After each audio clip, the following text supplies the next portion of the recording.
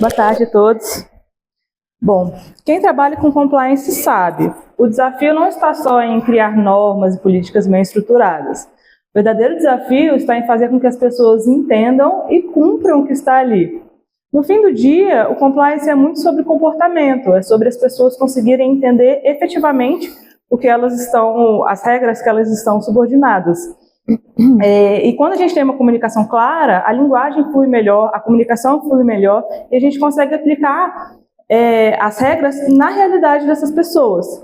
E isso tem tudo a ver com o Visual Law. O Visual Law é a aplicação de elementos do design na comunicação jurídica com o objetivo de torná-la mais clara, mais acessível e mais eficiente. E é sobre isso que a gente vai conversar aqui hoje. Então, como que a gente fala a língua de toda a organização do compliance numa empresa? E para isso a gente está aqui com a Amanda. Amanda, obrigada pela presença. Imagina. Eu queria pedir para que você começasse se apresentando um pouquinho e falasse como é que é. Explica para a gente o que é a Iveco, qual é a grandeza da Iveco, como que é esse jurídico dentro dessa empresa que você atua, por favor. Obrigada, Fernanda, pelo convite. Boa tarde a todos e obrigada pela presença aqui conosco também.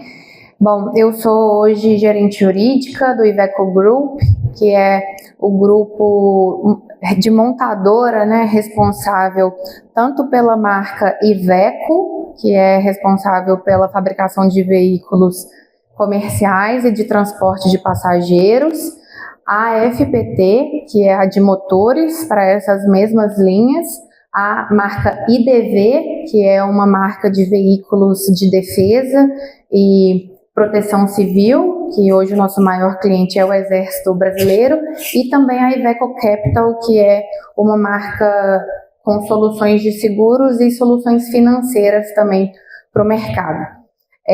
Hoje a Iveco ela tem 19 plantas a nível global, né, espalhadas principalmente aí na Europa e na América Latina. Duas estão aqui, uma no Brasil, que é a sede que fica em Sete Lagoas, e a outra planta fica em Córdoba, na Argentina. Só aqui na América Latina nós temos em torno de 4.000 colaboradores, sendo que 3.000 deles ficam aqui no Brasil, entre São Paulo, Curitiba, Belo Horizonte e Sete Lagoas. Então, a gente tem aí nessa gama de pessoas, as mais variadas profissões, os mais variados níveis de escolaridade, os mais diferentes cargos e pessoas das mais diversas formas. Então, a gente realmente tem um desafio muito grande em fazer com que a informação chegue a todo mundo de forma clara, compreensível e de forma inteligente. Porque não adianta eu, com o meu juridiquês, ficar tentando conversar com alguém que não fala a mesma língua que eu, ao mesmo tempo que outras pessoas também podem se comunicar comigo de um jeito que a gente não vai entender. Então a gente montou um projeto e contou com a Vita para tentar fazer essa tradução a um nível global para todo mundo, para que todo mundo pudesse receber a informação como deveria, de forma, né, tangível e compreensível. Então, lá no jurídico da Iveco só, trazendo mais um pouquinho para a nossa estrutura, lá a gente tem tanto o jurídico quanto o compliance na mesma estrutura, e aí a gente tem contencioso, societário, a parte corporativa, então toda essa gama de temas que a gente consegue se relacionar junto com a integridade, com a conformidade, com a prática, né, sob a ética e moral das pessoas que estão ali trabalhando conosco, a gente tenta compilar tudo em um mesmo projeto. Muita gente, né? Muito colaborador. Muita gente. Me apresentando um pouco também, eu sou Fernanda Faquete, eu sou diretora operacional do Vita, sou advogada também. O Vita é a primeira empresa especializada em Visual Law do Brasil. Eu atuo mais na parte operacional, então eu atuo com uma equipe multidisciplinar formada por advogados e designers gráficos, e juntos a gente faz cases como o que a gente vai conversar aqui hoje. A gente está, pessoal, inclusive no 5º andar, com um stand ali logo na entrada, não sei se vocês já passaram por lá, mas vai ser um prazer recebê-los depois. Passando agora um pouquinho para o case da Iveco, com a Iveco a gente fez uma série de tutoriais para esses colaboradores para falar sobre os temas mais variados possíveis, assim. Então, o objetivo ali era passar as normas, mas mais do que isso, passar para os colaboradores para que eles entendessem o porquê por trás das normas, qual a importância de se cumprir, quais os riscos envolvidos no negócio, no caso de descumprimento. E aí, Amanda, eu queria ouvir um pouquinho de você, como é que foi esse processo de transformação, por que utilizar o Visual Law nesses materiais, como que foi a implementação, qual foi o feedback que eles tiveram? Muito bom. O gatilho, eu acho que foi por meio da nossa pesquisa de satisfação. A gente faz anualmente uma pesquisa dedicada para o serviço prestado, né, de suporte do departamento jurídico, e a gente circula para os clientes internos da empresa. E a gente recebeu de retorno que os treinamentos que eram ministrados pelo jurídico, às vezes, não eram fáceis de entender, em uma linguagem acessível, e que as pessoas tinham ainda um pouco de dificuldade com conceitos que até então para nós são básicos, como os preceitos do Código de Conduta, eventualmente a estrutura da empresa, o que é uma procuração, ou o que pode ser considerado dentro da organização como um desvio de conduta ou não. Então, recebendo este feedback da nossa pesquisa de satisfação, a gente fez um brainstorming, pensamos o que poderia contribuir para solucionar tanto este problema de acessibilidade quanto de engajamento do time, e criamos um projeto que se chama Traduz Doutor. O Traduz Doutor, ele já vem com um slogan que é um juridiquês em bom português, que ele tem como objetivo facilitar e levar informações acessíveis a todos os nossos colaboradores. Então, se eu quero falar de estrutura societária, qual que é o grupo, formação do grupo econômico, os stakeholders, eu tenho que falar a mesma língua dos meus executivos e também da minha equipe de manufatura. Eu tenho que falar da mesma forma para todos, da forma que eles possam entender.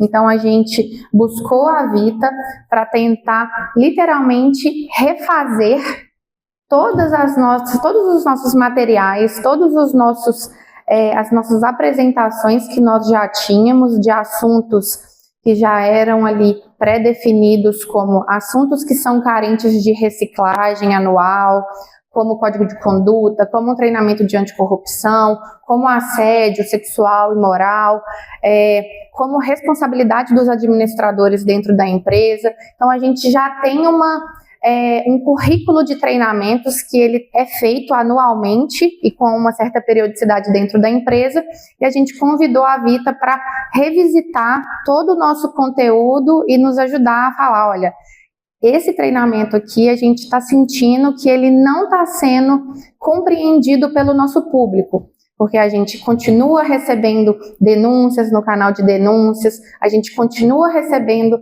diversas dúvidas no nosso dia a dia sobre temas que, teoricamente, as pessoas já são treinadas, então eles não estão aprendendo o conteúdo. O que a gente pode fazer? Então, aí a Vita veio, reavaliou todo o nosso material, fez uma crítica ali dos slides, da linguagem, da forma de apresentação, desde os designs até o modo de falar, e deu a sugestão da gente, literalmente, refazer tudo de forma clara e tanto de um modo muito mais clean, que eu lembro que realmente as apresentações ficaram muito melhores visualmente de se ver e também muito mais claras com o conteúdo que ela tinha. Se eu queria passar informações, bullet points talvez não seria o melhor cenário, talvez colocar ali algumas imagens, alguns ícones que pudessem mostrar para a pessoa o que a gente queria transmitir, ao invés de ter que convidar a pessoa a ficar lendo o treinamento, então a ficar lendo subtítulos. Então a gente fez uma repaginação dos nossos principais treinamentos, que aí envolviam os treinamentos da CIPA, que nós somos os responsáveis por fazer, os treinamentos envolvendo procuração, os treinamentos envolvendo acidentes de trabalho, porque é um assunto que é bem transversal, que afeta desde o tributário por causa do FAP até o RH por causa dos registros de acidente de trabalho e dos afastamentos. Fizemos um treinamento também para o público executivo, que como nós somos uma empresa limitada, eles têm que ter conhecimento de quais atos eles são pessoalmente responsáveis e quais os seus deveres como administradores. Então a gente fez uma repaginação em tudo, sabendo ali mais ou menos o público-alvo para cada tema, e para aqueles que eram transversais, a gente tentou deixar uma linguagem bem clara, com um conteúdo que era gostoso de se ver. A gente conseguiu perceber até um aumento na participação dos nossos treinamentos, que antes talvez eram considerados como chatos, talvez prolixos, porque talvez nós, infelizmente, advogados, tenhamos um pouco desse viés inconsciente de sermos considerados prolixos e maçantes, e com as novas apresentações que a gente conseguiu mudar esse conceito, né, de ter mais objetividade de uma forma engajadora e bonita de se ver. Perfeito. Isso é muito legal. Você fala do resultado desses colaboradores, né, desse feedback que eles trouxeram. Isso é muito importante.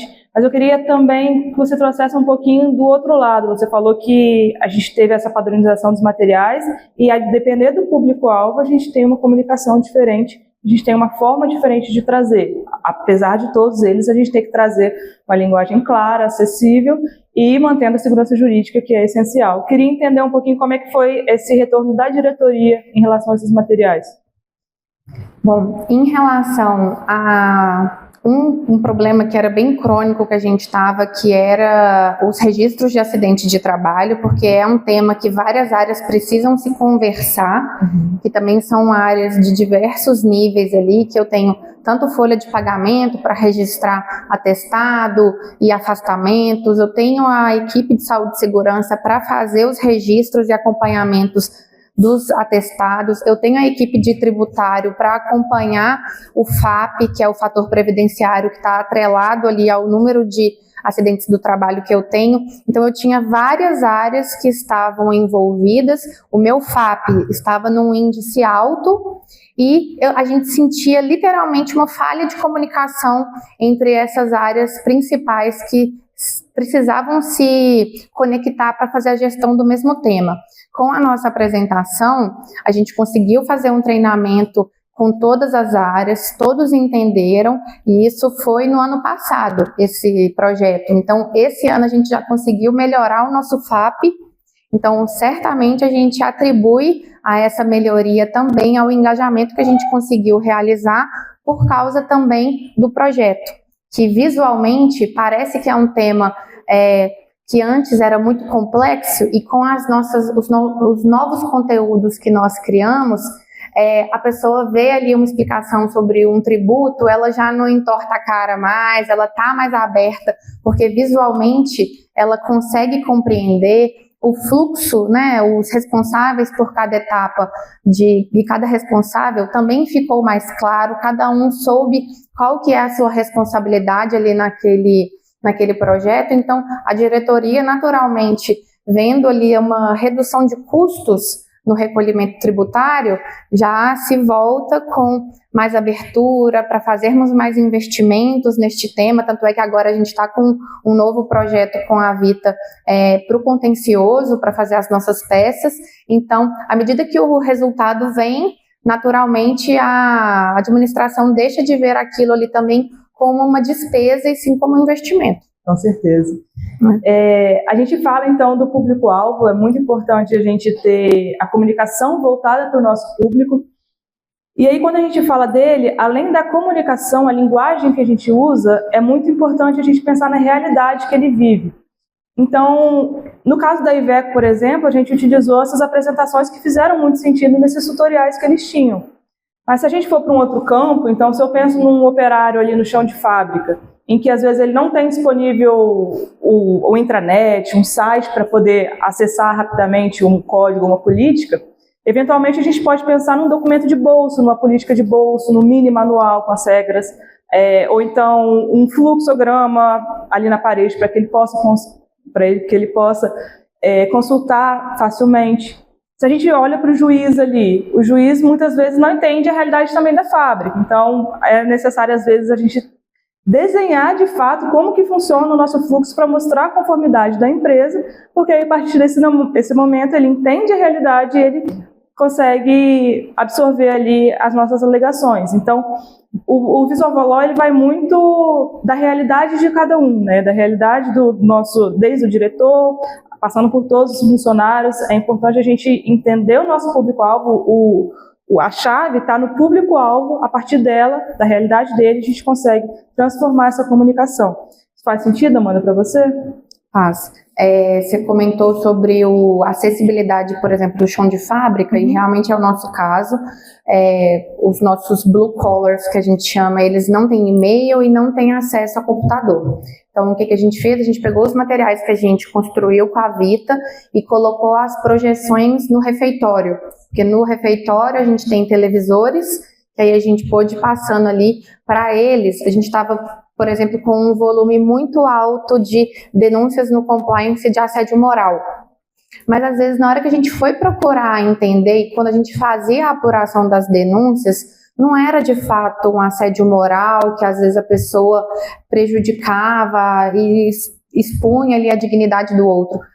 Às vezes era algo que chateava, coisas de relacionamento que talvez uma comunicação frágil, um ruído ali institucional, às vezes você chega e dá bom dia para a pessoa e ela não te responde, aí você já acha que existe uma perseguição, e aí a gente percebeu que algumas denúncias que a gente estava recebendo, elas eram improcedentes por causa de conceito, das pessoas não saberem de fato qual que é o conceito de assédio moral e sexual. Então a gente fez uma das apresentações que nós fizemos foi justamente de tentar desmistificar o que é cada um dos desvios de conduta de forma mais clara e objetiva e exemplificativa para não ficar algo grosseiro ou sem expor ninguém, e a gente colocou no refeitório para que essas pessoas pudessem também ir entendendo e aprendendo de acordo com a repetição ali o que era. Então aí agora a gente vai poder colher os resultados de esperar que, como já tem mais ou menos aí uns 4 meses que a gente está fazendo isso, de colher uma diminuição aí no canal de denúncias desses relatos.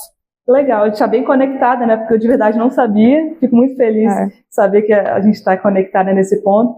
Nosso tempo está encerrando, então só para fechar, Amanda, eu queria saber qual mensagem que você poderia deixar para o pessoal hoje sobre o Visual Law, quem está pensando em aplicar, faz sentido, não faz?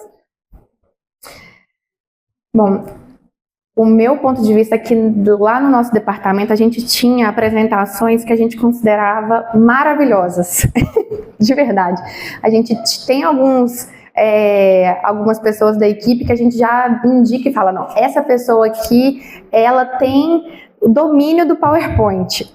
Mas aí na hora que a gente convida um profissional, uma pessoa que realmente tem uma técnica para poder traduzir a mensagem que você quer passar de outra forma, você vê que realmente não é o nosso nicho, não é da nossa expertise. A gente acha que a gente sabe, mas realmente quando você vê feito por alguém que tem uma metodologia real para aquilo, a mensagem vai muito mais longe. E a gente acaba salvando energia de ter que ficar repetindo ela, fazendo reciclagens em tempos menores, porque o conteúdo vai ser apreendido de forma mais eficaz se a mensagem está sendo passada de forma mais acessível, mais compreensível. Então, eu estou à disposição para, caso alguém queira saber um pouquinho mais das atividades que a gente fez, mas antecipo aqui que eu recomendo o desenvolvimento desse tipo de iniciativa para salvar a nossa energia e o nosso tempo, né? Que hoje ele é